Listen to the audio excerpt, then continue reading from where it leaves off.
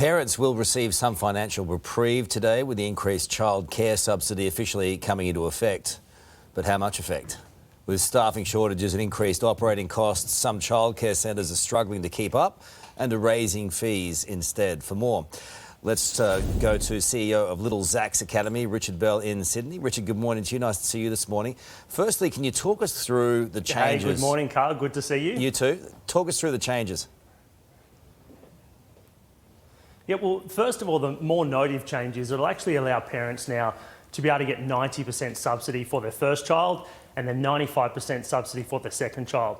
The other more notable change is more around the income test. So the income test will now go from $350,000 all the way up to $530,000. So we're really happy about the changes, and I'm absolutely confident that it will put more money back in the pockets of Australian families. OK, so we've been talking about that for the last couple of weeks. Families have been counting on the subsidy, there's no doubt about that, to lower the childcare costs. It's the whole idea of these changes. But centres are also feeling the sting of inflation and they've upped the prices, so it kind of gets swallowed up.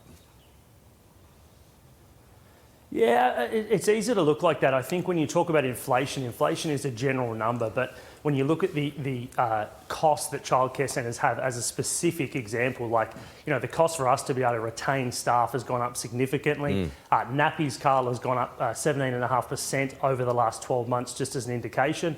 And the actual cost to construct these childcare centres from developers with the rise in interest rate costs has also been pushing up our rent as well. OK, so what, you employ more than 600 staff. What's the hardest part about keeping them? Well, it's not so much keeping them, Carl, it's actually attracting them. You know, right now there's 12,500 job vacancies in the sector. So for us, we've got to do things like offer additional employee benefits. We've got to be able to ensure that we've got, you know, things like annual loyalty bonuses. We're paying for their visas, paying for their studies. So attracting them is hard. Once they're in here, you've really got to give them that leadership so they can understand the importance of what we're doing, for our younger generation. All right, so what's the solution here between the rising costs that you have to absorb somehow and the subsidy? How do we come together in the middle somewhere? Yeah, well, I think there's three things that we could do. Number one is we could relax ratios a little bit, because in 2016, the government introduced ratios which made it incredibly challenging for me and my team, with an increased administration and compliance. Number two, visa holders should be able to work the 40 hours a week like they could during COVID. Right now, they can only work 24.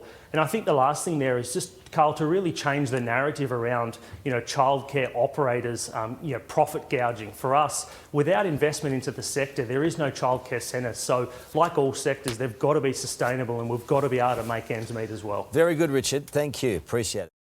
Now to major changes to the childcare subsidy from today. More than 1 million families getting the additional help from the government. So here's what's changing. Families earning less than $80,000 a year will see the subsidy increase from 80% to 90%.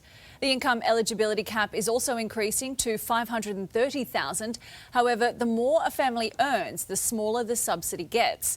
But families and childcare providers are far from celebrating the news, saying the increased subsidies won't cover the cost of rising fees.